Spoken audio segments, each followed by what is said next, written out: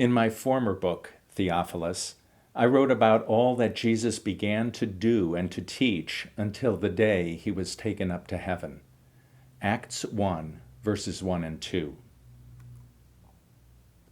Do your best to present yourself to God as one approved, a worker who does not need to be ashamed, and who correctly handles the word of truth. 2 Timothy 2:15. The Bible is not a book. It is actually a collection of books, 66 books to be exact, 39 in the Old Testament, and 27 books in the New Testament. Within these books, there is represented roughly 10 different literary types. They include history, law, wisdom, poetry, prophecy, gospel, parables, letters, eschatology, which is end times literature, and apocalyptic, which is the book of Revelation. Now, why is it important that we appreciate that there are different types of literature in the Bible? Because it makes a difference in our understanding of what we're reading. It's going to make a difference in whether or not we understand what we're reading.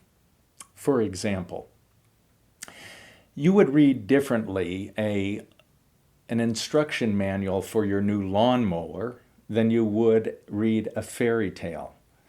You wouldn't be surprised if you were reading a fairy tale to read about fire-breathing dragons or dwarfs or witches or a sleeping beauty.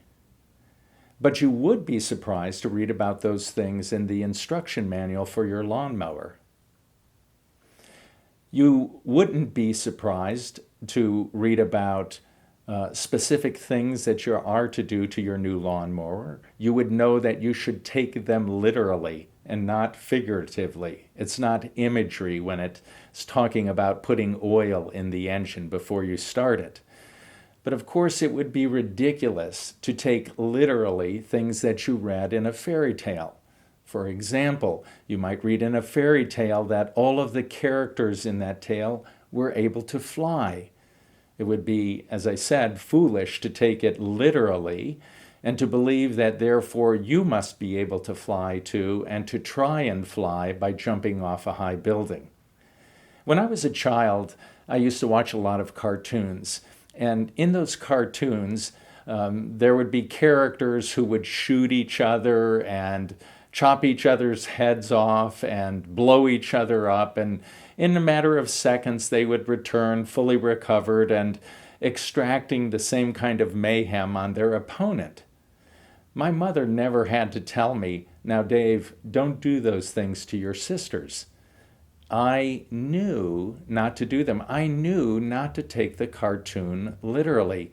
You see, I understood intuitively, it seemed, that the genre, the type of, or the medium that I was watching, a television cartoon, was a different medium than if a teacher was telling me to do something in a classroom at school or if my parents were telling me to do something. I remember years ago a missionary telling about his going to a remote tribe of people to take the gospel to them. And in the process of telling them the gospel, he used a visual image, a small picture that he had of Jesus. And so he held that up as he told about Jesus, and the people who he had gone to had never seen a picture before. They didn't understand the medium that he was using. And so he told them about Jesus and he showed them this picture, and their response to him was this: "My, what a little man he is." What a little man Jesus was. You see, they thought that Jesus was the size of the little picture that he had shown them. When it comes to reading the Bible, this kind of awareness of the medium the literary type or style that's being used can be lacking and therefore can result in misunderstanding. Let me give you an example. In the book of Psalms, in chapter 11, verse 4, we read this: "The Lord is in his holy temple. The Lord is on his heavenly throne. He observes everyone on earth. His eyes examine them."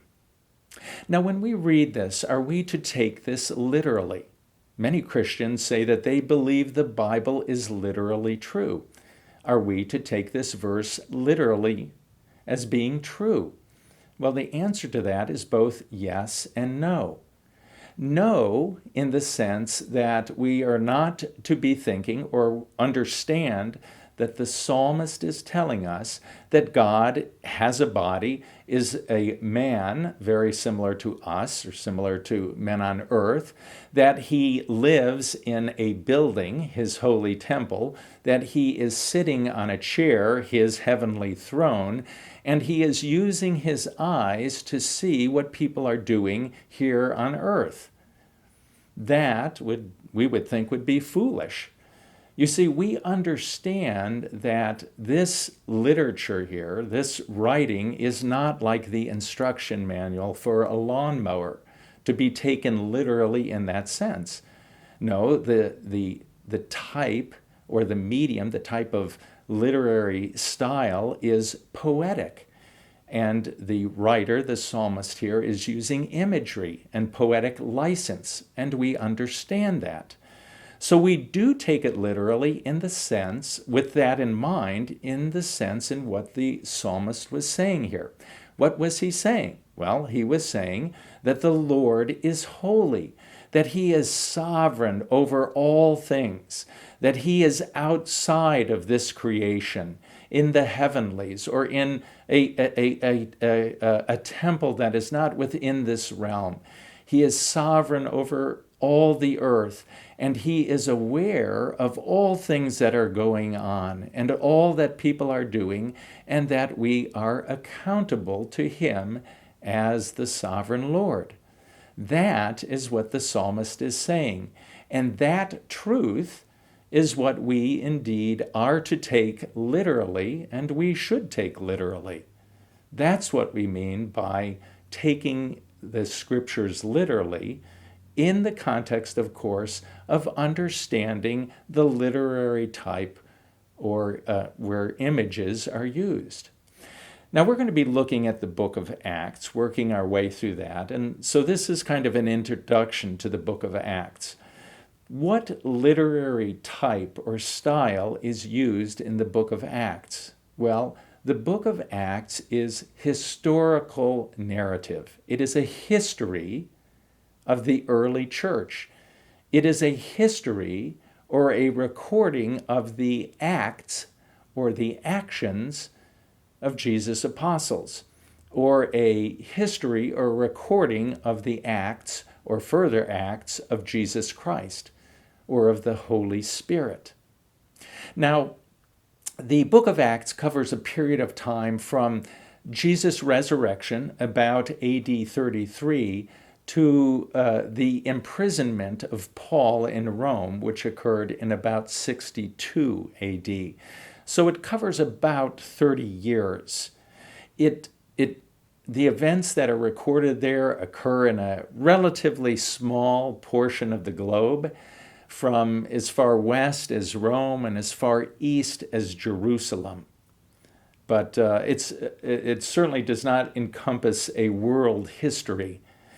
And much of what is talked about are very minor events, personal interactions, a very small group of people. Now let me start off, or let me give you now 6 observations, keeping this in mind that what we're reading here is a history and some of the things I've already said. Now the 6 observations that I want to make are kind of like my introduction for us to the book of Acts. The first one is what I just said. The book of Acts is a history.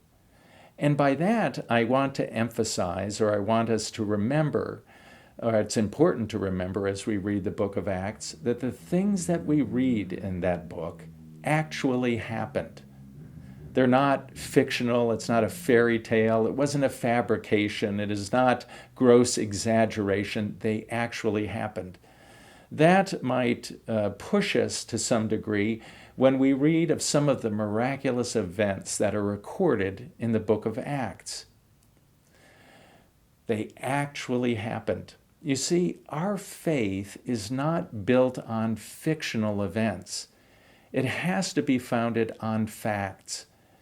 And we have to remember that when we read the Bible, not slip into some kind of religious book mindset that what we read in there about the Israelites crossing the Red Sea, for example, well, that didn't really happen. This is some kind of otherworldly storybook. And we have to be careful about that when we read the book of Acts. It is a history, and these things actually happened. And our faith is founded upon, and God's revelation to us is through facts, events, things that actually happened. Secondly, Acts includes some miracles, some miraculous events. Now, miracles, generally speaking, are events, things that happen that we cannot explain, that we cannot understand, that are not subject to what we consider to be the general laws of nature or of this world. For example, someone being raised from the dead. So we're going to see these things in the book of Acts, and it's going to challenge us. We're going to have to decide whether or not we believe that miracles are possible. Now, for those who do not believe in the miraculous, who think that everything must be explained or can be explained or should fit into the natural realm, then this book, as a history at least, is going to have very little credibility. But let's just think about this for a minute. Luke is the author of the book of Acts, as well as the gospel that bears his name. And in the beginning of his gospel, he's careful to say that he was carefully investigated everything that he is going to include in his gospel, that he wants to give an organized account so that there would be real certainty for Theophilus, to whom his gospel is also addressed, so that there would be certainty for Theophilus as to what exactly Jesus said and did.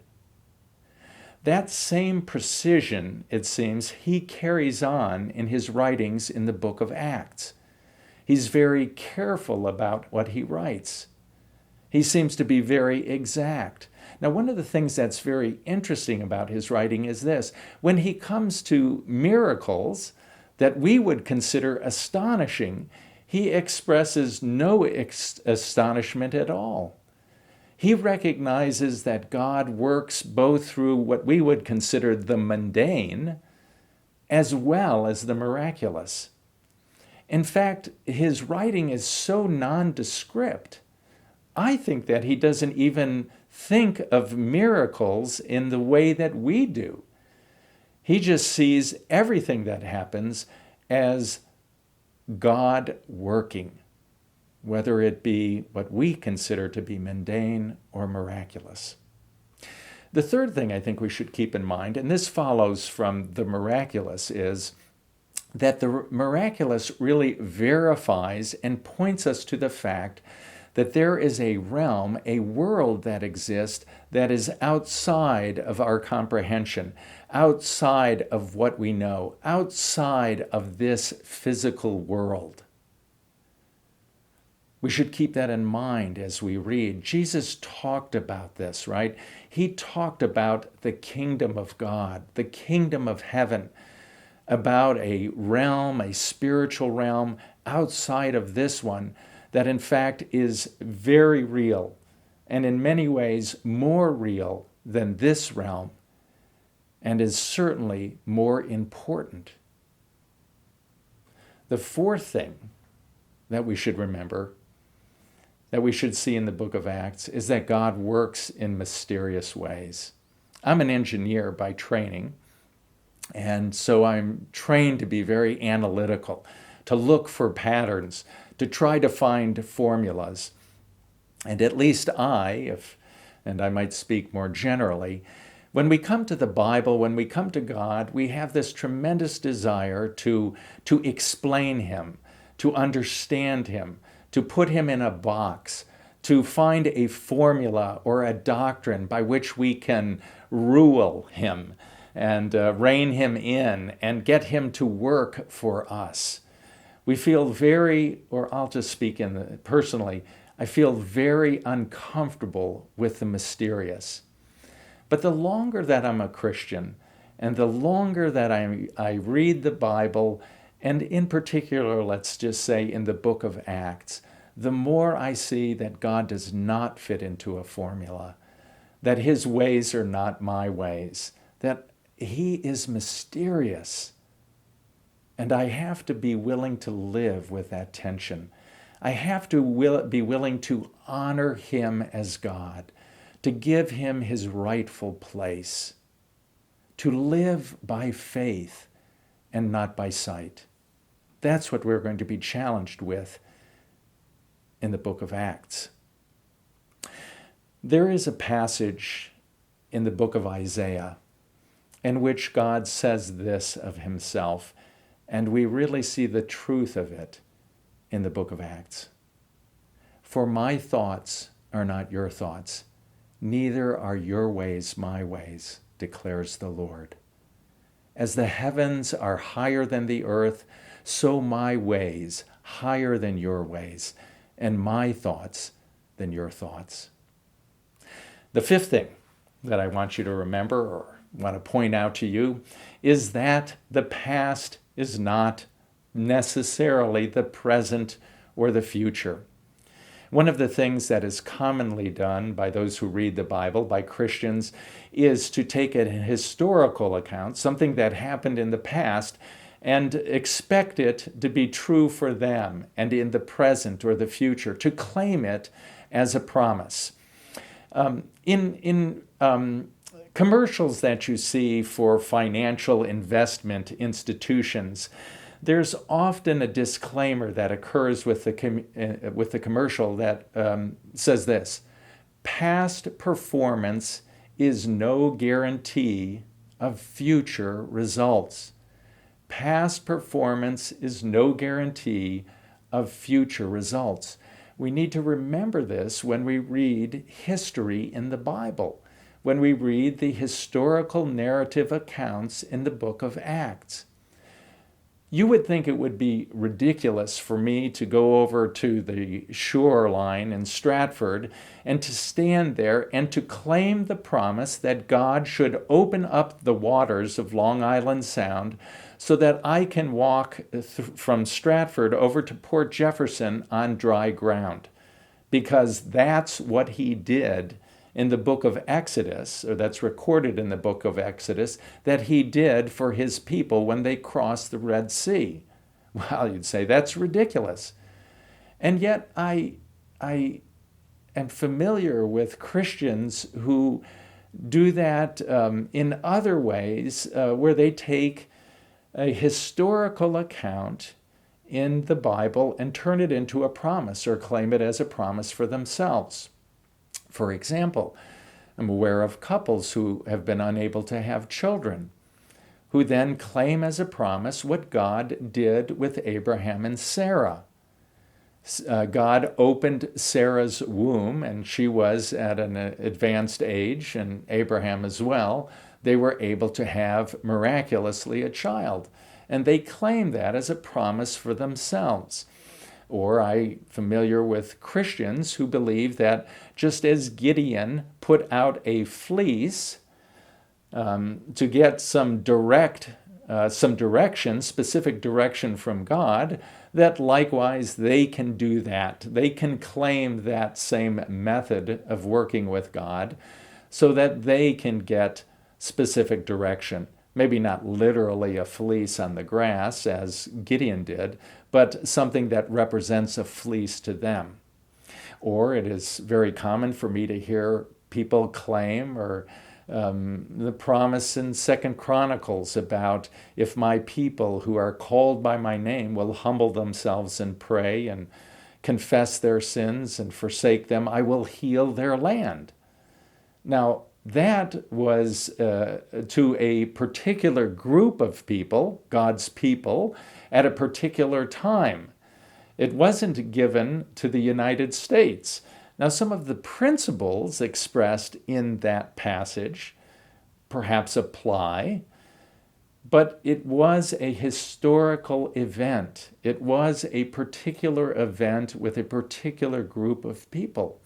And we need to be careful about that, understanding the literature, the history, that past performance is no guarantee of future results.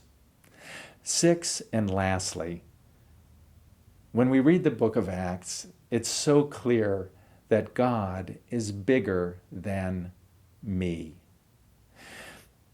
God, when the things that took place in the book of Acts took place thousands of years ago, as I pointed out, in a corner of the world with a small group of people, and God was working in mysterious ways, far, far beyond me.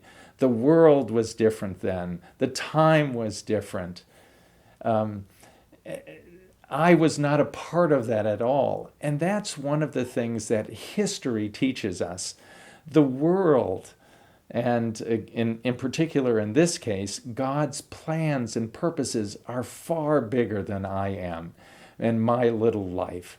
God has been working for thousands of years with different people in thousands of different places all around the world.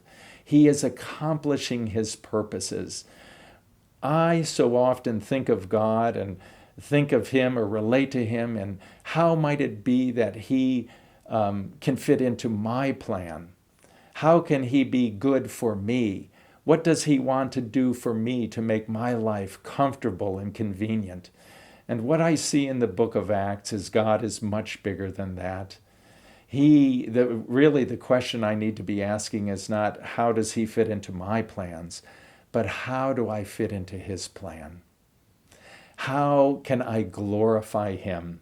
The hard truth is God is not interested in my good and my comfort and my convenience and what's fair to me. He's interested in his glory. Let me give you just one quick example. In Acts chapter 12, Herod has arrested James, the brother of John. They're persecuting the early Christians there, and as a favor to the Jews, he arrests James, and he has him beheaded. And he also, at the same time, arrests Peter. Now, God miraculously delivers Peter from having his head cut off and from being imprisoned. Angels come and he's released. What? That is not fair. That was not fair to James. Why didn't God deliver James from the fate of having his head cut off when he did that for Peter at the very same time? How about Stephen? Why didn't God stop the stoning of Stephen? Jesus, when Paul becomes a Christian, says that he's going to learn how much he must suffer for my name. Why doesn't Jesus deliver Paul from all of the suffering that he has to go through for the name of Jesus? What you see is we, as I said, our good, our comfort, what is fair to us is not what is most important. What is most important is the plan and the purposes of God for the glory of God. There is something that Jesus said that we find very offensive, insulting. that challenges how we see our relationship with God. Jesus said this, and it's recorded for us in Luke 17. Suppose one of you has a servant plowing or looking after sheep. Will he say to the servant when he comes in from the field, "Come along now and sit down to eat"? Won't he rather say, "Prepare my supper, get yourself ready and wait on me while I eat and drink. After that, you may eat and drink"? Will he thank the servant because he did what he was told to do? So you also, when you have done everything you were told to do, should say, "We are unworthy servants. We have only done our duty." When I look at the book of Acts, there is such a sense of the greatness of God and the enormity of his plan and purposes, and it makes me feel very small and insignificant. That's good. That's rich. That's where I should be. That is the truth. I've heard it said that we need to learn from history. We need to learn from history so that we don't repeat the mistakes that have been made. But when it comes to the book of Acts, we need to learn from history. We need to learn from godly Christians who've gone before us to see how they fit into the plans and purposes of God. And we must learn from them and ask ourselves, how do we fit into the plans and purposes of God? That's the book of Acts.